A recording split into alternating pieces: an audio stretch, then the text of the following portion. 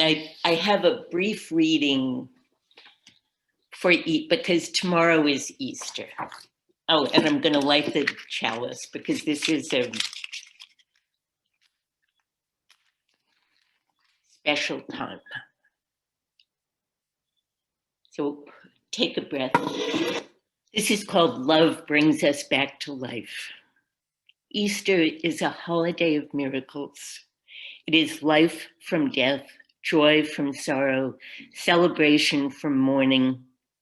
Easter reminds us that all is never lost, that the story continues as long as we are here to tell it.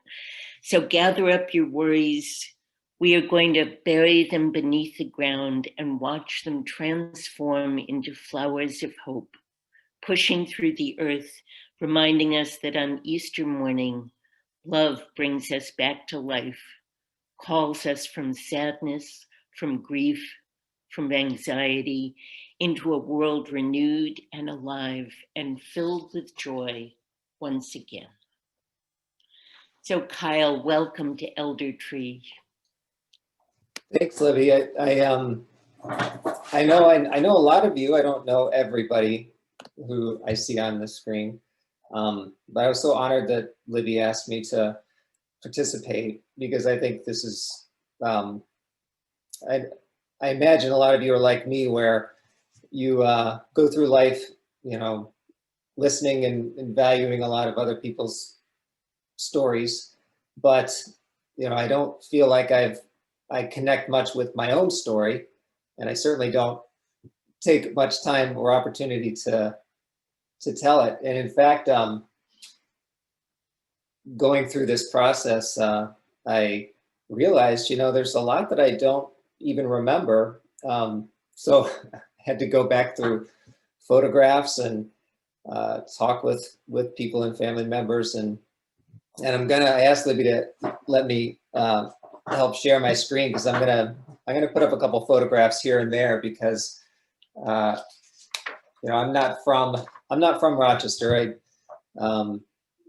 My family and I have been here for the last about 17 years now, and that's about as long as that I've been at First Unitarian. We actually started attending First Unitarian when we first moved to Rochester about 16 years ago. So, and we're members shortly thereafter, my wife and I and our 3 kids. So I'm going to do my best to talk about how my story relates to coming to the Unitarian Church, because I did not grow up Unitarian, and was not Unitarian until we moved to this community. I'm originally from the Southwest. I grew up in New Mexico. All of my ancestors are for the most part, from the Southwest and Southern settlers. I'll share some fun photos of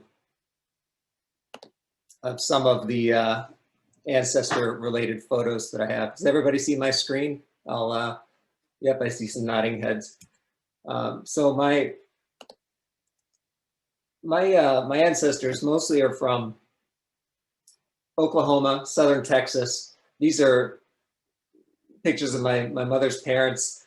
My grandfather was one of 5 children. My grandmother, one of 7, so the youngest of 7 brothers. So poor Oklahoma and South Texas settlers and Dust Bowl farmers, really. They did not really have much, did not come from a lot, did not come from a lot of means. So my story from my family, old stories, are from a lot of hard work, a lot of toil, a lot of interesting family stories from living in rural southern U.S. And so my mother grew up in Oklahoma and in New Mexico. My father grew up in South Texas. And one thing that I think really is the history of kind of how I came to be, is that my family, my ancestral family, they really valued education a lot, and I think that's how my parents kind of came to be where they met, because they both were the first generation in their families to attend college, and even both of them graduate school. My parents met in Fort Worth when they were in graduate school. My father was in dental school. My dad was a dentist. And so they met, and I'll share the screen again.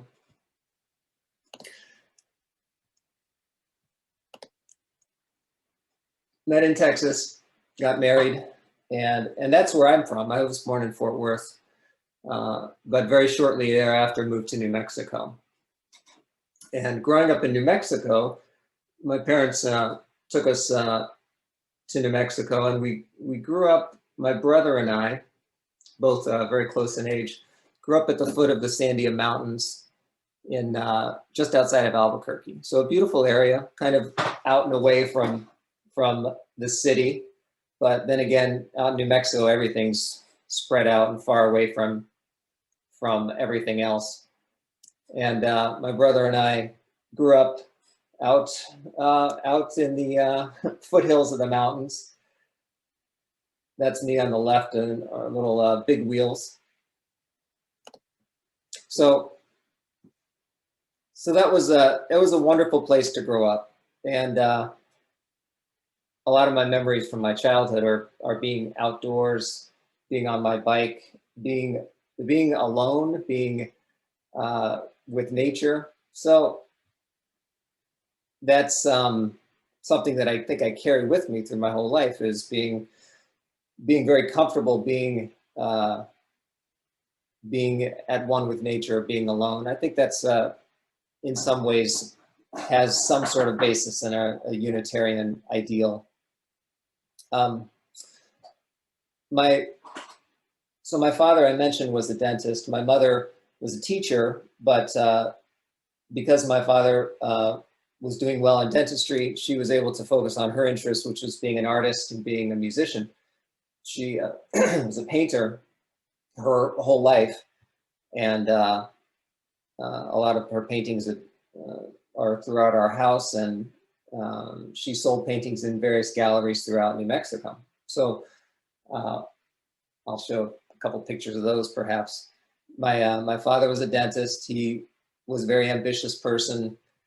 He worked through dentistry through my childhood, and then started thinking of bigger and better things, and actually sold his dental practice, started getting interested in real estate, and even bought a small chain of hotels when I was in middle school or high school. And I'll get back to that later, because there's some intrigue with that was I think instrumental in some of my upbringing. My parents, like their parents, I think, valued education a lot, and so that's where I really was instilled with the value that education really takes a person and a life where it wants to go. Growing up in New Mexico, one thing about New Mexico that not a lot of people know is that the education system there is not great, and wasn't when I was young, and it still is not a very strong educational system. So knowing that, my parents worked hard for my brother and I to be able to go to a private school to get a better education. And that's, fortunately, both my brother and I were admitted to the different private schools in New Mexico. And that makes a difference, unfortunately. You know, it's being in Rochester, it's somewhat, I think, a different story, where a lot of schools around here are good. You don't necessarily have to go to a private school education. Out in New Mexico, it makes a big difference. At least it did when I was growing up. When I was young, even when I was in, I think even in elementary school, I started taking an interest in medicine. For those of you who don't know me, I'm an ophthalmologist. I'm a physician here, and my practice is in Brighton. And when I was in 5th grade, I remember coming home from school after being in one of my science classes. We were learning about the eyes, and I remember the teacher. She was a wonderful science teacher.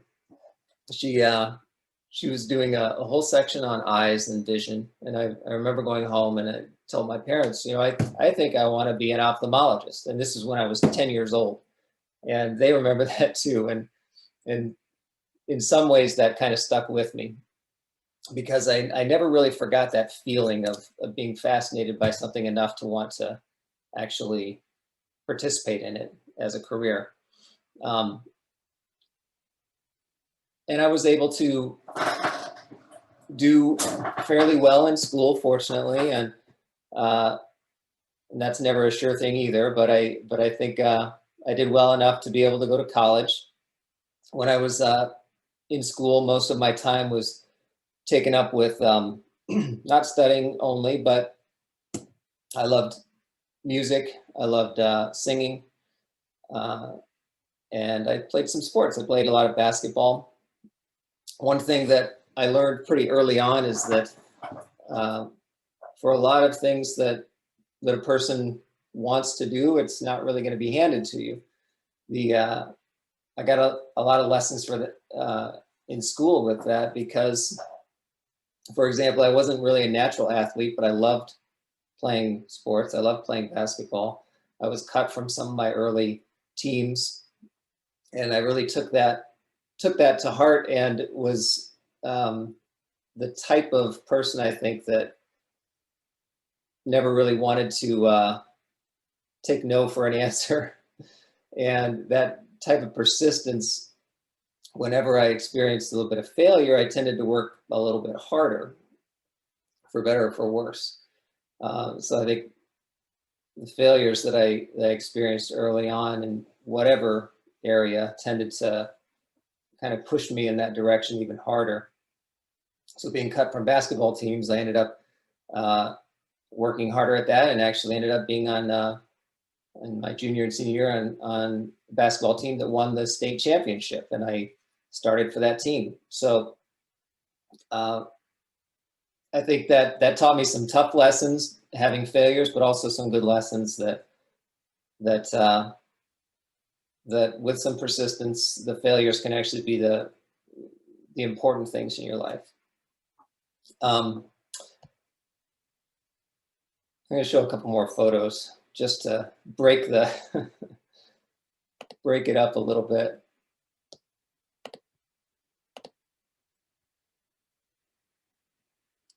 So this is my father was also somewhat of an ambitious person. I mentioned he went from dentistry into real estate. My mother, there she is, an artist, and I remember her painting all through my growing up, painting and playing the piano. She was quite a pianist. Here's just a few of her pieces. Most of these have been sold in galleries, but I have some images of them, so I thought I'd share them. She was quite accomplished.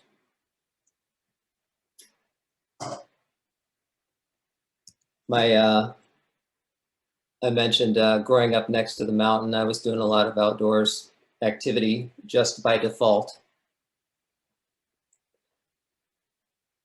My dentist father, even though he did well for himself, I always remember him being somewhat frugal and generally saving more than he was ever spending.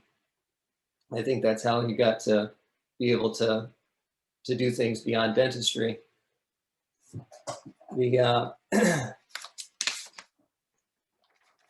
My time as a basketball player and our winning the state championship was a highlight, I think, of my high school period, and something that I'll remember a lot from playing on a team that really did something special, even though we weren't the most gifted players around. we actually made something out of it. So I think that leads me to a couple of things that were instrumental in taking me to more of a spiritual place that, or my spiritual journey.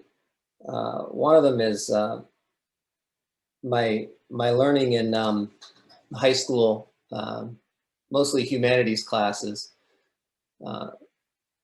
about religion and philosophy. You know, I grew up in the Methodist Church. My parents, my grandparents, both sides were all Methodists, and so I went to church pretty much every Sunday growing up. And I liked church. It was fun. It was meaningful, but it wasn't the most meaningful thing in my life, really. It was a good activity, and I never had a bad experience growing up in church, but I never had a very deep spiritual experience in church either. I think my deeper spiritual learning happened in through reading a lot of philosophy, things starting out even with things like Plato and Aristotle in humanities classes, moving on to some awakenings, reading things like Joseph Campbell in high school, reading things like the Book of Tao. You know, Taoism had a huge impact on my spiritual thinking at the time, and I think it still does. And I think that's when I read some of those things, when I read some of those things, I realized that there was a lot more out there than academics in school or church life or even sports life or music was able to offer. So just learning that there's a lot more available, I think, was the beginning of my spiritual awakening. Also, my family experienced a lot of turmoil, I think, during my high school years, in that I mentioned my father moved on from dentistry to real estate. Well, these just so happened that one of his main business partners that he was introduced to through business activities happened to be in other parts of his life partaking in some very illegal activity. And so long story short, his business partner ended up being a criminal and going to jail. And then in a way, my father being left with the check. So in the middle of high school, with a relatively stable and happy home, suddenly we're a family that is bankrupt, loses our house, not able to afford private school anymore. I actually had to work in order to help pay for some of my tuition, but my parents, my mother went back from painting back to a full-time teaching job. My father went back into dentistry. Unfortunately, he had a skill that he's employable, and went back to dentistry. And essentially, we moved into a new different little house and out of our neighborhood. And I was still able to attend the school that I was excelling in, but it was an upheaval. And I think that upheaval did have a lasting impact on me in a number of ways. I don't think it was I don't remember it being a traumatic experience in a way that I wasn't able to get over it. I always remember it being a traumatic experience that we were able to get through as a family. And so there's things like that I think happen to most people throughout their lives. I don't think anybody is immune from traumas in any way, whether it's loss of friends or family or loss of security. So everybody I think it also helps a person realize that no matter who you are or where you come from or what you do, there's going to be difficulties, and you're going to have to depend on someone, and you're going to have to rely on friends, family, and hope. So I think that was the other instrumental change in my spiritual upbringing before leaving New Mexico. And I did leave New Mexico after high school. I think I was a adventurous person. Always have been. Always have been independent from the time that I was a kid. A fun story that I think when I've mentioned it, it seems to raise some eyebrows. When I was looking in colleges, I didn't look anywhere around the Southwest. I figured, well, why would I want to stay around here? I've been around the Southwest my whole life. Let's look around somewhere else. So, and fortunately, my parents were supportive of me going off and looking at other schools. And I remember being a junior in high school, and I asked my parents, do you mind if I just go start looking at schools? And so I took a plane out to the East Coast and on my own, and when I was 17, and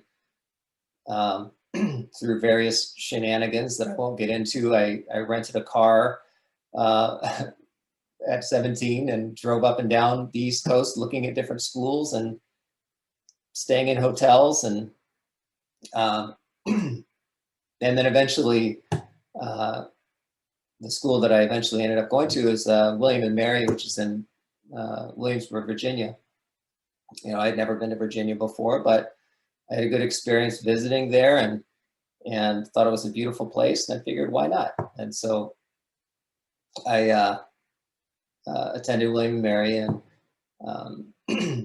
had a good experience there. College in Virginia was totally different than living in New Mexico.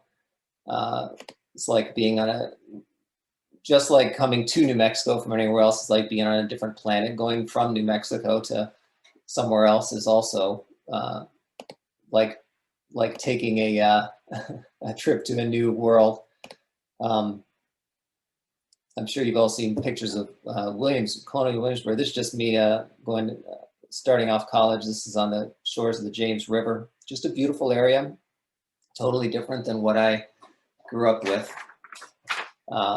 And college was great. I think most college experiences can be summed up pretty easily. You have a lot of fun, and you study a lot, and hopefully get through the 4 or however many years it takes. Just like a lot of my other journeys, I tended to be somewhat stubborn, somewhat single-minded in figuring out what my own path would be. And I always had in the back of my mind, medicine was a really good fit. I loved everything about the scientific and technical aspects of medicine, but I also loved the ability to actually connect with people through interpersonal relationships. You know, my most of the people who know me, I think, at church don't know me because I'm always up leading groups and being figurehead of some sort of group in church. It's more through personal connections, and so that, I think, is a good fit with medicine for me. So I always had in the back of my mind that medicine was a direction I wanted to head, and I did well in science courses, but being the somewhat maybe not looking forward enough, or being a little bit more stubborn, I decided, well, why not just look at other things too, and since things like humanities and literature always were dear to my heart, I decided, well, I'm going to be a literature major. So I was a literature major in college. Now, being a literature major at William & Mary, it was more of a sure thing for me to get good grades in my science courses, and I was maybe a little less capable in my literature courses. So I found myself at the end of my college career with a transcript that was not necessarily suitable for medical school, or at least not a sure thing. So I was denied getting into medical school, mostly because of my grades in my literature classes were not as good as my science courses. So being rejected from medical school, um, in typical fashion, I decided, well, I'll. I think it's just a matter of just working a little bit harder towards that. So that's what I did. I decided I'd take more coursework and work a little more. Went back to New Mexico, did some more biochemistry work, worked in the industry, the healthcare industry, and again, after a year of harder work, was rejected from medical school again. So, in typical fashion, I figured, well, I'm just going to keep working at it. And so the next step for me was actually leaving the country. I left New Mexico. I traveled and went to Mexico, lived in Guadalajara, Mexico for a year. Brushed up on my Spanish skills. I was already pretty fluent in Spanish at the time. Became even more fluent living in Mexico for a year. Took a lot of coursework in medicine and biochemistry in Mexico. For the most part, wanted to still stay involved in science and medicine, and I thought that was a good way to still do it.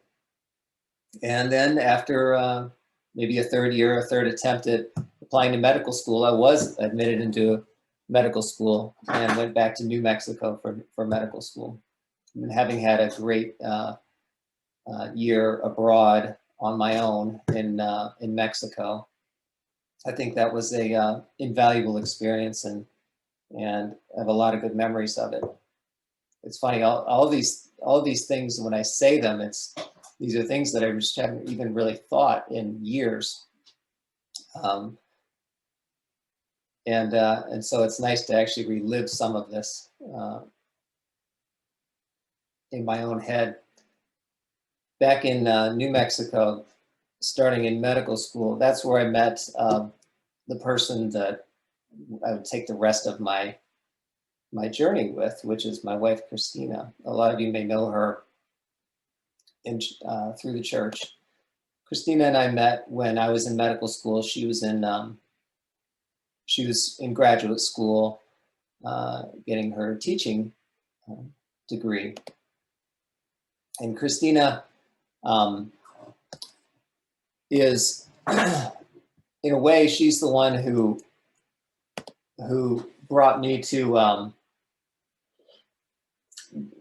got me through medical school,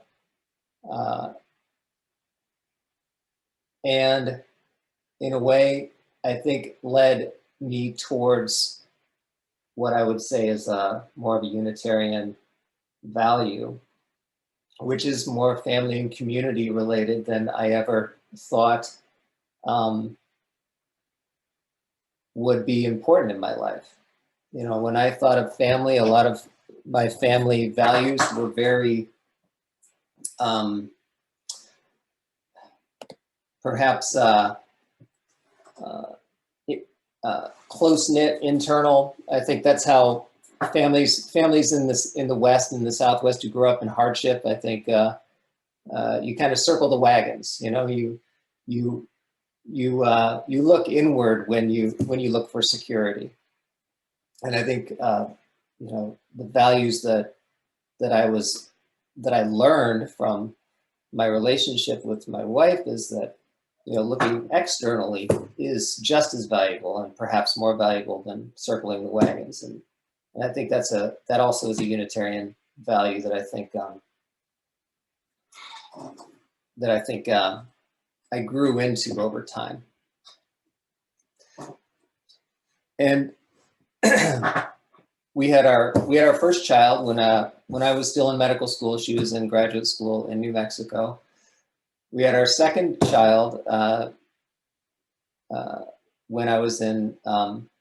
We had gone to Missouri for residency when I was studying more ophthalmology. Spent 3 years in Missouri, and then from Missouri we moved to Rochester, and our third child was born in Rochester. So our three kids are a bit of a reflection of our journey across the country, from one city to the next.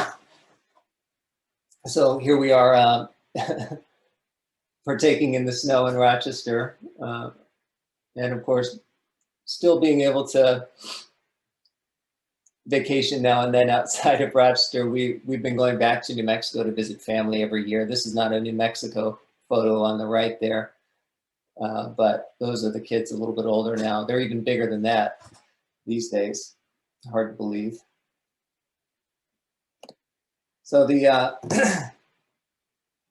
so our story in Rochester, I think, really is the story of not only a story of medicine and in my personal life and my career, which has been every day as a learning experience, as a spiritual journey for me in my career. Fortunately, I'm one of those fortunate people to have a career where you actually do have close connections with others, not only every day, but multiple times a day.